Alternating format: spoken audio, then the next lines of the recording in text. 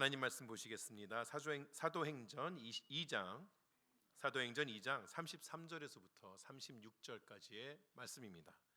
사도행전 2장 33절에서 36절입니다. 제가 봉독하겠습니다. 하나님이 오른손으로 예수를 높이심에 그가 약속하신 성령을 아버지께 받아서 너희가 보고 듣는 이것을 부어 주셨느니라. 다윗은 하늘에 올라가지 못하였으나 친히 말하여 이르되 주께서 내 주에게 말씀하시기를 내가 내 원수로 내 발등상이 되게 하기까지 너는 내 우편에 앉아 있으라 하셨도다 하였으니 그런즉 이스라엘 온 집은 확실히 알지니 너희가 십자가에 못 박은 이 예수를 하나님이 주와 그리스도가 되게 하셨느니라 하니라. 아멘. 저희가 계속 베드로의 설교를 통해서 선포되는 복음에 대해서 이야기하고 있습니다. 예수 그리스도부터 죽음부터 시작하여서 지난주 저희가 예수님의 부활에 대해서 이야기를 나누었고, 부활하신 예수님께서 40일 동안에 제자들과 함께 머무시다가 하늘로 승천하셨습니다. 우리는 그 예수님의 고난과 죽음 그리고 부활에 대해서는 많이 이야기를 합니다. 절기도 고난절이 있고 부활절이 있습니다. 그런데 그 이후에 나타나는 하늘나라로 올라가시는 승천에 대해서는 사실 상대적으로 그렇게 많이 이야기하지 않습니다. 하지만 예수님의 고난, 십자가, 부활과 마찬가지로 하나님께서 이 땅에 머무시다가 승천하신 그것도 우리에게 중요한 의미를 가지고 있습니다. 오늘은 승천에 대해서 이야기하고 또 특별히 하나님께서 승천하셨다는 것이 다른 이야기로 하면 하나님께서 우리의 왕이 되어주셨다, 주가 되어주셨다. 그래서 오늘 설교의 제목은 예수의 주되심, 또 이렇게 말을 하고 예수의 주되심이라고 제가 또 잡기도 하였습니다. 사도행전을 펴시면 그 1장에서 예수님께서 제자들에게 증인이 되라는 아주 유명한 사도행전 1장 8절의 말씀을 남기시고 나서 또 그들이 보는 가운데서 하늘로 올라가십니다. 하늘로 쭉 올라가시다가 구름 사이로 사라지시는 것이죠. 자유주의 신학자들은 말할 것도 없거니와 보수주의 신학자들 중에서도 누가가 기록하고 있는 이 사도행전 1장에 예수님께서 승천하셨다, 이 이야기를 마치 페어리테일, 전해져 내어놓은 전래 동화처럼 여기는, 다시 말해서 역사적 사실이라고 생각하지 않는 사람들이 꽤 있습니다. 지금 이 이야기, 예수님께서 하늘로 올라가셔서 구름 사이로 사라지셨다라고 이야기는 예수님 시대에 1세기에 살았던 사람들에게는 받아들여질 수 있지만 현대인들에게는 받아들여지기 힘든 이야기라고 그렇게 이야기합니다. 왜냐하면 우리는 저 구름 너머에 무엇이 있는지를 알기 때문에 그렇습니다. 예수님 시대에 살았던 사람들은 구름 너머에 우리가 보고 있는 하늘을 뚫고 지나가면 거기에 천국이 있다, 하늘나라가 있다, 이렇게 생각을 했었죠. 그런데 우주 시대를 사는 우리들에게 있어서는 요 구름 너머에, 대기권 너머에, 아니 그거보다 더 아주 수없는 그런 시간을 가도 하늘나라가 보이지 않는다. 유명한 말이 있죠. 이전에 소련이 되게 옛날 사람 같은데 여하튼 소련이 인공위성이 아니라 이제 다 지구를 벗어난, 대기권을 벗어나는 우주선에다가 우주인을 탁 태워놓고 나서 이제 쭉 쐈죠. 그래서 대기권을 벗어난 우주선에서 그 소련 우주 비행사가 탁 보면 한 말이 무엇입니까? 지구를 벗어나도 하늘나라는 없다, 하나님은 없다. 무신론자였던 공산주의의 교육을 받고 있는, 그것을 이제 모토로 삼고 있는 그 사람들이 하는 그런 말이었죠. 사실 우리도 그렇죠. 여러분 하늘나라 사진 보신 적 있습니까? 어떤 우주선이라든가 또 위성이 천체 만원경이 찍은 하늘나라를 보신 적이 있습니까? 그런 거 없습니다. 그래서 사람들은 이 예수님의 승천이라는 것은 그저 하나의 상징적인 표현에 불과하다라고 이야기를 합니다. 그렇지만 예수님께서 하늘로 올라가셔서 구름 사이로 사라지신 다음에 가신 곳은 우주가 아니고 천국인 것이죠. 아마도 예수님께서는 그 구름 너머에 가시는 순간에 사라지셨다, 그렇게 생각이 되는 것이죠. 천국은 이 똑같은 3차원의 세계에서 멀리 떨어진 곳이 아니고 전혀 다른 차원의 세상이라고 우리가 이야기할 수 있습니다. 우리가 이제 또 질문이 생깁니다. 그럼 왜 예수님은 이 땅의 사역을 마치시면서 하늘로 올라가셨을까요? 왜 제자들이 보는 앞에서 사라지셨을까요? 그냥 땅에서 이렇게 계시다가 사라지실 수도 있고, 배를 타고 가실 수도 있고, 먼 길을 건너서 산 넘어가셔서 사라지실 수도 있고, 여러 방법이 있는데 왜 하필이면은 하늘로 올라가셨을까? 여기에도 분명한 하나님의 의도가 있겠죠. 성경에서 구름이라는 것은 하나님의 영광이 나타날 때마다 하나님과 인간 사이에 갈라서면서 인간이 하나님의 영광 때문에 죽게 되는 그러한 일을 없게 하기 위해 인간을 보호하는 역할을 했습니다. 마치 우리가 뜨거운 태양 가까이만 가도 다 죽을 수 있는 것처럼, 죄 많은 인간이 하나님의 영광을 본다거나 하나님의 영광 가운데 가까이 가게 되면 인간에게 있어서 어려움이 닥치게 되는 것이죠. 죽을 수도 있는 것이죠. 그래서 하나님께서는 나타나실 때에 구름을 통하여서 자신을 가리셨던 것입니다. 따라서 저 구름 너머에는 하나님의 영광이 있다고 우리가 생각할 수 있는 것이에요. 예수님께서 하늘로 올라가시고 구름이 그를 가렸다는 것은 예수님께서 이 땅에서의 모든 사역을 다 마치시고 하나님의 영광 가운데 임하셨다는 것을 보여주는 것입니다. 또한 예수님이 올라가셨다는 것은 예수님의 신분적인 변화를 말해주기도 합니다. 사도행전 2장 33절에 보게 되면 베드로는 이것을 하나님이 오른손으로 예수를 높이셨다 이렇게 이야기합니다. 이 부분을 세번역 성경은 하나님께서 이 예수를 높이 올리셔서 자신의 오른쪽에 앉히셨다 이렇게 이야기를 합니다.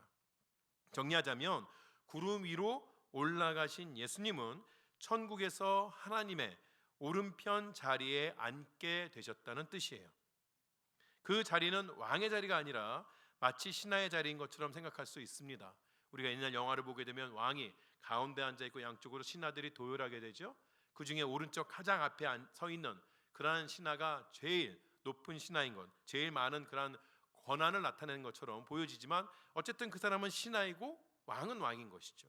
그러니까 우리가 예수님께서 하나님의 오른편에 있다는 것을 가리켜서 예수님이 하나님과 동등된 분이 아니라 하나님과는 다른 존재, 다른 가치를 가지고 있는 그러한 존재처럼 생각할 수도 있다는 것이죠.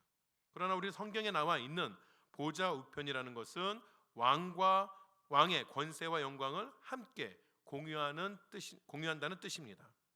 오늘 본문 35절에 있어서도 내가 내 원수로 내 발등상이 되게 하기까지 너는 내 우편에 앉아 있으라 하셨도다 이런 표현이 나오죠. 이 표현은 다윗의 시편에서 가지고 온 것인데, 여기 있는 내 앞에 아이, 내라는 것은 하나님을 나타내는 것이고, 내 어이는 다윗이 아니라 사실은 앞으로 오실 메시아를 나타내는 것이었습니다. 따라서 그 메시아, 앞으로 오실 그리스도 앞에 원수가 발등상이 된다는 것은 세상을 지배하고 있었던, 또 사람들의 마음을 빼앗아갔던 그리스도의 원수가 그의 무릎 앞에 굴복한다 이렇게 이야기하는 것이죠. 그 자체가 앞으로 오실 그리스도께서 왕의 권위가 있으며 왕으로서 등극하실 것이라는 것을 이야기해 주게 됩니다. 우리가 삼위 하나님을 이야기할 때 성부 하나님은 왕이시고 성자와 성령은 그의 신하가 아니라 성자 하나님도 왕이시고 성령 하나님도 왕으로서 이 세상을 함께 다스리고 계시는 것입니다. 예수님께서 하늘로 올라가 구름 사이로 사라지신 것이 우리가 이야기할 때 왕의 대관식이다 이렇게 이야기하는 것이죠.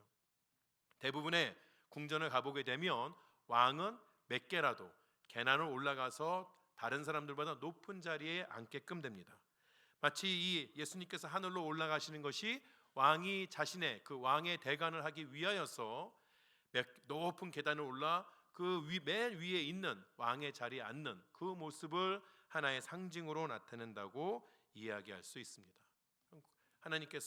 예수님께서 하늘 위로 올라가시는 것이 이런 의미라는 것이에요. 예수님께서 하늘로 올라가셨습니다. 구름 사이로 사라지셨습니다. 이 장면을 예수님의 제자들이 분명히 두 눈으로 보고 있었던 것이죠.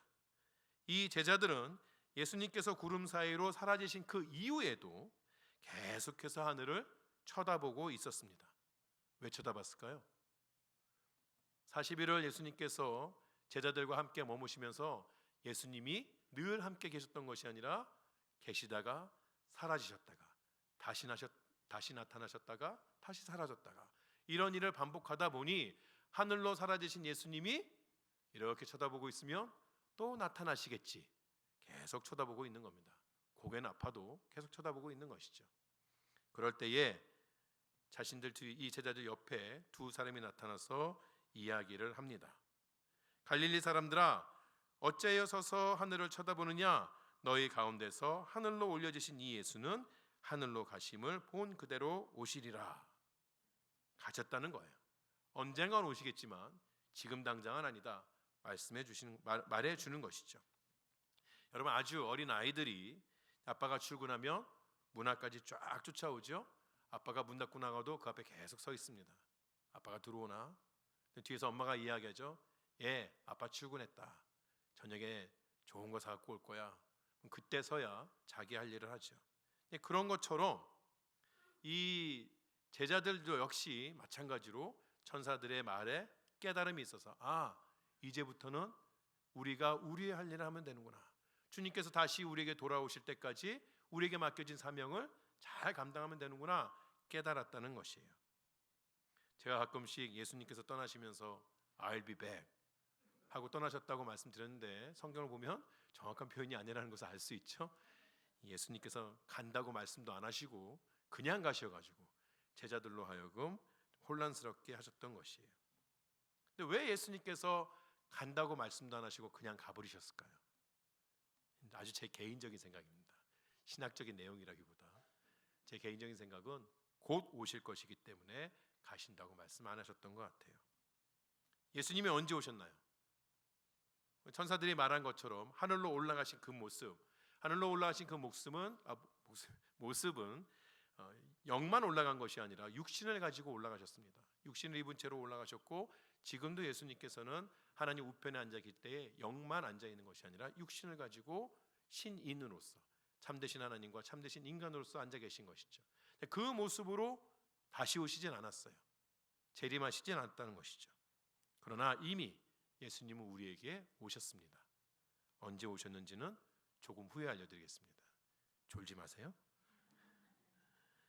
어쨌든 예수님께서는 그렇게 이 땅을 떠나셔서 지금 하나님 우편에 앉아 계십니다. 그럼 우리에겐 또 질문이 생기는 거예요. 꼭 예수님께서 떠나셔야만 했을까? 그냥 여기 계속 계시면서 우리와 함께 하시는 것이 더 나았지 않았을까? 여러분 어떠신가요? 예수님께서 육신을 입고 여러분 옆에 늘 계시는 거예요. 여러분 옆에서 365일을 같이 사시는 것입니다. 그게 더 좋으시겠어요? 아니면 예수님 보이지 않는 하늘 보좌에 앉아 계신 것이 더 좋으시겠어요? 어떤 것이 더 우리 신앙생활에 도움이 될 것 같습니까? 목사님 좋긴 한데 예수님 육신 입고 내 옆에 계속 계시면 부담스러워서리. 팀 켈러 목사님이 예수님의 승천에 관한 이야기를 쓰면서 부활하신 예수님과 마리아의 만남에 대해서 언급을 합니다.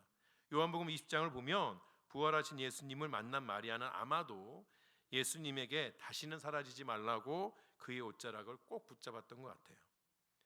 그런데 예수님께서 마리아에게 나를 붙들지 말라 그렇게 말씀하십니다. 이수일과 심순애도 아닌데 뿌리치고 가십니다. 좀 매정하지 않나요? 예수님께서 하늘로 올라가시면서 이 세상을 살아갈 제자들에게 어려움이 닥칠 것을 다 아셨음에도 불구하고 왜 그들과 함께 계셔주지 않고 하늘로 올라가셨을까요? 이런 생각을 우리는 하나의 질문으로 바꿀 수 있습니다. 예수님의 승천이, 예수님께서 하늘로 올라가신 것이 도대체 이 땅에 사는 그의 백성들에게, 예수님의 백성들에게 어떠한 유익이 있을까? 예수님이 하늘로 올라가셨는데 그것이 우리 신앙생활에 어떠한 의미가 있을까? 그렇게 질문을 바꿔서 해볼 수가 있는 것이죠. 가장 먼저 우리가 생각해 볼 수 있는 것은 예수님께서 하늘로 올라가심으로 인하여서 좀 반어적인 표현처럼 들릴 수 있지만 우리가 늘 예수님과 함께 있을 수 있게 되었습니다. 예수님은 인간의 몸을 입으신 하나님이십니다. 그가 인간의 몸을 입으셨기 때문에 이 땅 가운데 계실 때에 인간이 가지고 있는 죄악을 예수님께서도 같이 가지고 계셨습니다. 그는 하나님이셨지만 배고픔을 느끼셨고 피곤함을 느끼셨고 아픔을 느끼셨고 슬픔을 느끼셨고 또 눈물을 흘리기도 하셨습니다. 또한 그는 시간과 공간의 한계를 지니고 계셨던 분이에요. 부활하신 예수님은 여전히 인간의 몸을 입고 계셨지만 그 전과는 조금 다른 모습으로 제자들에게 나타나십니다. 부활하신 예수님의 몸은 문이나 벽을 통과하실 수도 있었고 순식간에 사라지실 수도 있었던 것이에요. 그럼에도 불구하고 부활하신 예수님은 한순간에 한 공간에서만 존재할 수 있었다는 것이에요. 엠마오로 가는 두 제자 이야기를 우리가 알고 있죠. 예수님께서 부활하셨음에도 불구하고 엠마오로 가는 두 제자와 동행하셨다면 똑같은 시간에 예루살렘에 남아있는 제자들과는 있을 수가 없다는 것이에요. 부활하셨지만 여전히 예수님은 시간과 공간의 제약을 받고 계셨던 것이죠. 그런데 예수님께서 승천하신 이후에 그가 이 땅에서 겪어야 했던 마지막 시공간의 제약이 사라지게끔 됩니다. 하늘에 계신 예수님은 바로 이곳에 계시면서도 동시에 다른 나라 어느 곳에 계실 수 있으신 분이에요. 우리가 예수님한테 기도합니다. 예수님, 우리를 만나주세요. 예수님의 음성이 들려옵니다. 야, 내가 요즘 한국 순회 공연에 바빠서 미국 갈 시간이 없어. 이러지 않는다는 것이에요. 예수님께서는 하늘에 승천하심으로 말미암아 모든 시간, 모든 공간에 다 동시에 머무를 수가 있다는 것이죠. 또한 예수님께서 승천하심으로 말미암아 하늘로 올라가심으로 말미암아서 성령께서 오십니다. 성경은 성령을 가리켜서 예수의 영이라고도 부릅니다. 하늘 보좌에 앉아 계신 하나님께서는 신자의 마음에 늘 성령으로 함께해 주신다는 것이에요. 예수님께서 시간과 공간을 떠나서 존재하신다는 것, 마찬가지로 성령께서 시간과 공간에 구애를 받지 아니하시고 모든 사람들의 마음에 모든 시간에 함께 하실 수 있다는 것, 그것이 우리에게 주어진 약속인 것이죠. 예수님께서는 지금도 영으로서 우리 안에 존재하고 계시는 것입니다. 예수님께서는 이에 대해서 제자들에게 미리 알려주셨어요. 요한복음 14장 18절에서 20절에 이렇게 말씀하셨습니다. 내가 너희를 고아와 같이 버려두지 아니하고 너희에게로 오리라.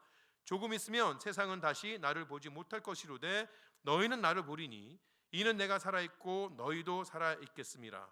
그날에는 내가 아버지 안에 너희가 내 안에 내가 너희 안에 있는 것을 너희가 알리라. 예수님께서 다른 사람들이 볼 수 없는, 예수를 알지 못하는 사람들이 볼 수 없는 상태에 있는 것이죠. 왜? 하늘나라에 올라가셨으니까. 그러나 그 예수님께서는 이 땅에 있는 그의 제자들, 그의 백성들을 고아와 같이 내버려 두는 것이 아니라 우리 안에, 예수 믿는 사람들 안에 늘 함께 계시겠다고 약속하셨으며 성령을 통하여 그 약속을 이미 이루어졌다는 것이에요. 사실 예수께서 영으로 성령 안에 우리 안에 계신다는 것 인간의 논리로는 이해할 수 없습니다. 우리가 삼위 하나님을 따로따로 설명하지 않습니까? 성부 하나님, 성자 하나님, 성령 하나님이 계신데 그 성자 하나님이 영으로 성령 안에 계신다. 인간의 논리로는 다 일일이 표현하거나 설명할 수 없는 것이에요. 하지만 예수님께서 말씀하셨고 그것이 지금 우리에게 확실하게 이루어졌다는 것이죠. 제가 앞서서 예수님께서 이미 우리에게 오셨다고 말씀드렸습니다. 언제 오셨을까요? 성령께서 강림하셨을 때. 우리가 예수를 믿고 예수를 구주로 영접하여서 우리 안에 성령께서 임재하실 때 하늘에 계신 예수가 이미 우리에게 임하셨다는 것입니다. 이렇게 모든 믿는 성도들이 언제 어디서나 예수님과 함께 동행할 수 있는 그것은 예수께서 하늘나라에 올라가셨기 때문에 가능한 일인 것이에요. 하늘로 올라가신 예수님은 더 멀리 계신 것이 아니라 우리에게 더 가까이 오신 것이죠. 초대교회 교부였던 어거스틴이 이것에 대해서 다음과 같이 이야기하는 것을 볼 수 있습니다. 우리 앞에 있는 것, 그 다음을 한번 넘겨주실까요? 하나 더 그 전인 것 같아요. 제가 어떠다 보니 제 설교 본문에서 지워버렸네요. 외우지를 못합니다. 제가 정확하게 워드 바이 워드로 외우지 못하지만 어거스틴이 하는 말이 그거였어요. 예수님의 부활하심을 보고 우리가 슬퍼했다. 예수님의 승천하심을 보고 우리가 슬퍼했다. 예수님의 떠나가심을 보고 더 이상 예수님을 볼 수 없어서 슬퍼했다. 돌아서서 보니 그 예수님 내 안에 계셨다. 정확한 문장은 아니지만 뜻은 정확합니다. 예수님께서 하늘에 올라가시고 우리 육신의 눈은 볼 수 없지만 그러나 우리가 다 살펴보니 그 예수님 우리의 마음에 늘 함께하여 주신 것이죠. 그것이 예수님께서 승천하심으로 말미암아 우리에게 주어진 귀한 것입니다. 또 우리가 예수님의 승천에 대해서 생각할 수 있는 것은 그가 하나님 우편에 앉으심으로 인하여서 그에게 맡겨진 직무를 확실하게 완수하시게 되었다는 것이에요. 예수님께서 구원의 사역을 위하여서 세 가지 직무를 수행하셨다고 우리가 흔히 이야기합니다. 그는 우리의 선지자가 되시고 제사장이 되시고 또한 왕이 되어 주셨습니다. 이 땅에서 그 사역을 예수님께서는 충성되게 헌신하여서 다 이루셨어요. 그런데 하늘에 오르셔서도 그 사역을 계속해서 하고 계시다는 것이죠. 예수님은 천상에서도 하늘나라에서도 여전히 선지자의 역할을 감당하고 계십니다. 예수님께서 이 땅에 계실 때에 하나님의 말씀을 가르쳐 주셔서 하나님의 백성들로 하여금 그분의 뜻을 알고 따라 살 수 있도록 하여 주셨습니다. 또한 하나님의 말씀은 그의 백성들에게 구원의 길을 제시해 주었고 그의 약속 가운데서 믿음과 확신을 가지게 해 주었습니다. 예수님의 이런 선지자적인 사역은 성천 이후에도 하늘나라에 가신 이후에도 보내신 성령을 통하여서 계속해 이어집니다. 성령께서 우리에게 오셔서 믿는 자들에게 오셔서 그리스도를 가르치시고 진리를 깨닫게 하십니다. 성령께서 약속대로 이 땅에 오셔서 제자들을 충만하게 하여 주셨을 때에 여러분 그 제자들이 예수님과 함께 동행하던 그 시절보다 훨씬 더 예수님에 대해서 많이 깨닫고 예수님에 대해서 헌신할 수 있었다는 것이에요. 재미있죠? 예수님을 보고 예수님을 만지고 예수님과 함께 식사했던 그 순간보다 오히려 예수님은 보지 못하지만 성령께서 그들의 마음에 임재하였을 때에 예수님과 더 가까이 가는 예수님 앞에 더 헌신할 수 있었던 제자들이 되었다는 것이죠. 우리들에게도 마찬가지입니다. 예수께서는 성령을 통하여서 우리에게 하나님의 말씀을 가르치시며 그 안에 거하여 주십니다. 또한 이 땅에 믿는 자들을 통하여서 복음이 전파되도록 하여 주시는 것이에요. 우리는 이런 예수님의 선지자 사역에 동참하여서 이 땅 가운데서 하나님의 말씀을 통해 삼위 하나님을 만났을 뿐이 아니라 또 그 말씀을 전파하는 사람들이 되어야 하는 것이죠. 예수님은 두 번째로 예수님은 선지자이시며 또한 우리의 제사장이십니다. 예수님은 제사장 중에서도 대제사장이십니다. 대제사장은 모든 하나님의 백성들을 대표하여서 하나님께 나아가 모든 백성들의 죄를 속죄하는 역할을 했습니다. 예수님은 십자가에서 스스로가 속죄 제물이 되어서 자신의 피로 영원한 속죄를 이루셨습니다. 지상에서의 속죄 사역을 마친 예수님은 이제 하늘나라에서 하나님 우편에 앉아 여전히 우리를 위해 간구해 주십니다. 히브리서는 이 사실을 분명하게 이야기해 줍니다.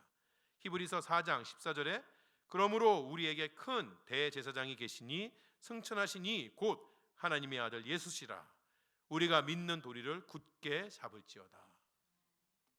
여러분 우리가 이런 상상을 해보죠. 법정에서 우리가 재판을 받게 되었습니다.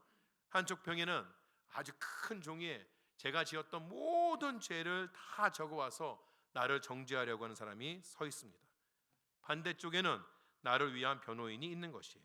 근데 그 변호인은 세상에 누구보다도 큰 권위와 능력을 가지고 있습니다. 그리고 그가 이룬 업적은 너무나도 커서 나를 위해 변론할 수 있을 뿐만 아니라 나의 죄를 다 대신해서 책임질 수 있는, 대속할 수 있는 의로움과 능력도 가지고 있습니다. 또한 그런 능력과 의로움을 가지고 있을 뿐만 아니라 그는 나를 위해서 무엇이든지 하고자 하는 마음도 가지고 있어요. 자, 재판이 시작되었습니다. 재판관은 나의 제목 하나하나를 듣습니다. 나를 참소하는 이가 제 이일복은 살았을 때에 이것도 했고요, 저것도 했고요, 저것도 했고요. 한참 읊어댑니다. 제가 알았던 거, 알지 못했던 거 모든 것들 다 읊어대는 것이에요. 다 들은 후에 재판관은 나를 변호하는 이에게 고개를 돌리고 묻습니다. 당신이 이 사람의 모든 죄에 대해서 책임지겠습니까? 변호인은 그렇게 하겠다고 이야기합니다. 한 번만, 하나만 책임져 주는 것이 아니라 영원토록 책임을 지겠다고 이야기합니다. 그러면 재판관이 어떤 판결을 내리죠? 죄인은 별 볼 일 없지만 그 죄인을 변호하는 이를 위하여서 죄인은 무죄, 이렇게 되는 것이에요. 그 변호인이 누굽니까? 바로 우리의 구주이신 예수 그리스도이신 것이죠. 사도 바울은 이 사실을 깨닫고 너무나 기뻐서 이렇게 소리를 질렀습니다. 누가 정죄하리요? 죽으실 뿐 아니라 다시 살아나시는 그리스도 예수시니 그는 하나님 우편에 계신 자요 우리를 위하여 간구하는 자시니라. 천상에 계신 예수께서 끊임없이 우리를 위해 간구하시기 때문에 우리는 언제든지 그의 은혜의 보좌 앞에 담대히 나갈 수가 있다는 것이에요. 하나님 오른편에 앉아 계신 그 하나님 때문에 오늘도 우리는 하나님의 사랑과 그의 용서하심에 대해서 확신할 수가 있는 것입니다. 어차피 하나님은 우리를 보시는 것이 아니에요. 우리를 위해 변호하시는, 우리를 위해 대속해 주신 예수 그리스도를 보시는 분이라는 것이죠. 우리는 우리를 정죄하는 모든 세력에 대해서 어떤 피조물이라도 우리를 우리 주 그리스도 예수 안에 있는 하나님의 사랑에서 끊을 수 없으리라고 큰 소리로 선포할 수 있는 것이에요. 지난 한 주간은 어떻게 사셨습니까? 옳게 살려고 노력을 해도 그렇지 못한 부분이 분명 우리 인생 가운데 있는 것이죠. 그렇다고 하여도 오늘 이 예배당으로 나오는, 하나님을 만나러 나오는 우리의 발목을 붙잡을 수 있는 것은 아무것도 없다는 것이에요.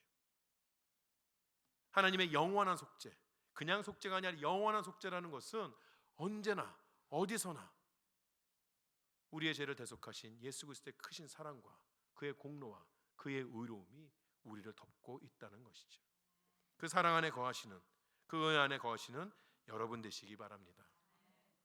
마지막으로 천상에 계신 예수님은 모든 만물의 왕이십니다. 예수께서 왕이 되셨다는 것은 하늘에 올라가신 이후에 왕이 되신 것은 아닙니다. 그가 비로소 하나님 우편에 앉으셨을 때에 이제서야 비로소 왕이 되셨다는 것은 아니에요. 예수님께서는 언제나 이 세상의 왕이셨습니다. 그가 이 땅에 가운데 계실 때에 폭풍을 잠잠하게 하고 병든 자를 고치신 것, 그것은 다 그에게 만물을 다스릴 수 있는 능력을 가지셨다는 증거였어요. 빌라도 앞에서 재판을 받을 때 빌라도가 묻습니다. 그럼 내가 왕이 아니냐? 예수께서 대답하시죠. 그래, 내가 왕이다. 그렇다면 예수님께서 하늘나라로 올라가신 것이 왕의 즉위시라는 것은 어떤 표현일까요? 그는 늘 왕이셨지만 하늘나라에 올라가심으로 인하여서 비로소 모든 교회의, 모든 나라의 왕으로서의 사역을 분명하게 확실하게 시작하셨다는 의미입니다. 여러분, 우리는 이 땅 가운데 있었던 수많은 왕들과 수많은 통치자들에 대해서 잘 압니다.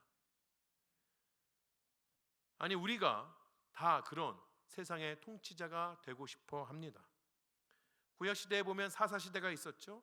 왕이 없던 시절에 사사시대에 그 사사기를 읽어보게 되면 반복해서 나오는 것이 무엇입니까? 사람들이 다 자기 소견에 옳은 대로 살아왔다는 것이에요. 왜 그럴까요? 자기가 통치자가 되고 싶어 하는 것이에요. 자기가 기준을 정하고 자기가 원하는 방법대로 살고자 하는 것이죠. 다른 사람들도 그러한 나의 뜻에 맞춰 살기를 원했던 것이죠. 서로 누구인가 복종하지 아니하고 그냥 내 사는 대로 살고자 하는 그런 통치의 마음을 가졌다는 것이에요. 그 중에서, 그 많은 사람들 중에서 다른 사람들보다 조금 더 지혜가 있거나 조금 더 능력이 많은 사람들은 세상의 통치자가 되었던 것이죠. 그렇지만 이 땅 가운데 있던 대부분의 통치자들은 파괴적이고 이기적이었을 뿐입니다. 그들은 다 대의를 외칩니다. 하나님의 뜻이라고 이야기합니다. 세상은 이렇게 살아야지 선하다고 이야기합니다. 하지만 자신의 이익에 눈이 멀어서 정당한 통치를 이뤄낸 사람은 없어요. 가끔씩, 아주 가끔씩 헌신적이고 자비로운 통치자들이 있었지만 역시 그들도 그들 자신만의 한계, 능력의 한계, 지혜가 한계가 있었기 때문에 우리가 가진 모든 어려움 가운데서 구해낼 수는 없었던 것이죠. 세상에 있었던 수많은, 셀 수도 없는 수많은 통치자들이 그 누구도 인류를 구원할 수는 없었고 또 인류를 위해 살았던 사람도 그리 많지는 않았다는 것이에요. 그러나 그리스도께서는 자신의 영광을 드러내 그의 백성들을 위해서 세상을 다스리십니다. 그분은 예수 믿는 우리들을 위해서 자신의 능력을 아낌없이 사용하시는 분이에요. 그는 그의 백성들과 그가 세우신 교회를 위해서 창세전부터 계획을 세우셨고 또 그 계획이 이루어지도록 세상의 모든 것들을 통제하시고 이끌어 나아가시는 분이십니다. 팀 켈러 목사님이 이러한 예수 그리스도의 모습을 소개하면서 이렇게 이야기했어요. 이번엔 제가 안 지웠네요. 이렇게 이야기했죠. 당신이 그에게 속해 있다면, 당신이 예수에게 속해 있다면 일어나는 모든 일은 결국 당신을 위해 일어나는 것이다. 바울이 로마서에서 말한 모든 것이 합력하여 선을 이룬다는 말이 바로 그 말입니다. 우리에게 일어나는 모든 일들에 대해서 우리가 세세하게 다 이해할 수는 없다고 해도 우리가 아는 것은 그 모든 것들이 하나님께서 우리를 위해 일으키신 일이라는 것이에요. 이 믿음이 우리에게 필요합니다. 사실 하나님께서 하시는 일이 그 모든 일들을 이해하는 것이 참 어렵기만 합니다. 논리적으로 설명이 되지 않는 일들도 있어요. 때로는 우리에게 일어나는 일들 때문에 우리 스스로가 침륜에 빠지기도 하고 예수 믿는 것이 어떤 의미일까라는 생각이 들기도 합니다. 그러나 왕 대신 그리스도의 선하심과 그의 능력의 무한함을 묵상할 때에 또 이때까지 우리를 이끌어 오신 하나님의 크신 은혜와 우리를 위하여서 내려주신 복을 생각할 때 우리는 다시 우리의 시선을 예수님 앞에 맞출 수 있으며 우리 안에 평안이 찾아오게 됩니다. 이 평안이 우리에게 닥친 문제들을 아무것도 아닌 것으로 만드는 것이에요. 문제들이 당장 사라지지는 않습니다. 그러나 그 문제보다 더 큰 그 예수를 우리가 볼 수 있기에 우리 마음에 평안이 있다는 것이에요. 오늘 사는 우리에게는 이 믿음이 필요하다는 것이죠. 예수님께서는 이렇게 지금도 하늘에서 하나님 보좌 우편에서 선지자로서 제사장으로서 왕으로서 우리를 위해 쉬지 않고 일하고 계시다는 것이에요. 예수님의 제자들은 예수님께서 그들의 눈앞에서 사라지셨을 때 꽤나 당황했을 것입니다. 그러나 예수님의 약속대로 성령께서 내려오심을, 강림하심을 경험하고 그 성령을 통하여서 천상에서 하늘나라에서 선지자로서 제사장으로서 또 왕으로서 그들을 위해 쉬지 않고 일하시는 예수님의 모습을 보게 되었을 때 그들에게는 이전에 가지지 못한 평안함과 담대함을 가지게 되는 것이에요. 그 담대함으로 베드로가 외치는 것이죠. 너희가 십자가에 못 박은 이 예수를 하나님이 주와 그리스도가 되게 하셨느니라.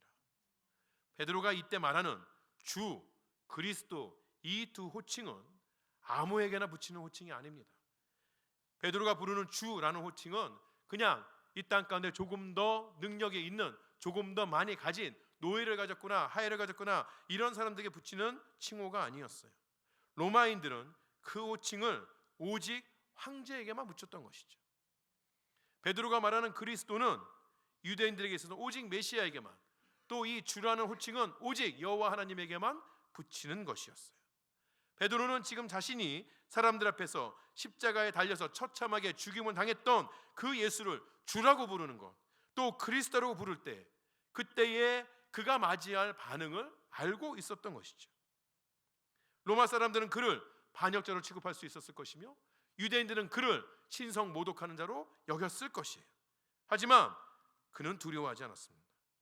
예수께서 주 되심과 그리스도이심은 누구도 부인할 수 없는 사실이며 마땅히 전해야 할 복음이기 때문에 그런 것이에요. 그러한 복음을 전하는 자들을 위해서 하늘나라에 계신 그리스도께서 어떤 일을 하실지 그는 알았다는 것이죠. 예루살렘 공의회가 예수의 이름을 말하지도 말고 가르치지도 말라는 경고를 할 때, 그렇게 위협할 때에 베드로와 요한의 답변이 무엇이었습니까? 사도행전 4장 19절에 이렇게 이야기합니다. 베드로와 요한이 대답하여 이르되 하나님 앞에서 너희의 말을 듣는 것이 하나님의 말씀을 듣는 것보다 옳은가 판단하라. 우리에게 있어서 예수는 어떤 분이십니까? 승천하셔서 지금도 우리를 위해 일하시는 그 예수님은 우리의 왕이십니까? 우리는 그를 우리 인생의 주로 여기면서 매 순간을 살아나가고 있습니까? 하늘에 계신 그분께서 여전히 우리의 길을 인도하시며 우리의 길을 사해 주시고 하나님의 은혜로 우리를 덮으신다는 그 복음을 우리는 믿으며 살아가고 있습니까? 그 복음을 믿으며 그 복음을 따라 사는 우리에게 참 평안이 있는 것이에요. 예수를 만난 우리는 이 복음 안에서 기쁨과 평안을 누릴 수 있어야 합니다. 그리고 그 복음을 전해야 합니다. 세상이 예수 복음 안에서 평안을 누릴 수 있도록 해야 합니다. 천하에 구원받을 이름이 예수밖에 없다는 것을 선포할 수 있어야 하는 것이에요. 교회는 다른 것으로 세상을 이롭게 하고 세상에서 이름을 드러내는 것이 아니라 오로지 예수 그리스도의 복음으로 세상을 구원하고 자신의 존재감을 나타낼 수가 있어야 하는 것이죠. 이 예수의 이름, 그 복음을 자랑스러워하면서 입술로 또 복음 안에 살아가는 나의 삶의 모습으로 예수 그리스도의 이름을 널리 전파하는 복된 삶을 사시기를 예수님의 이름으로 축원합니다. 기도하시겠습니다.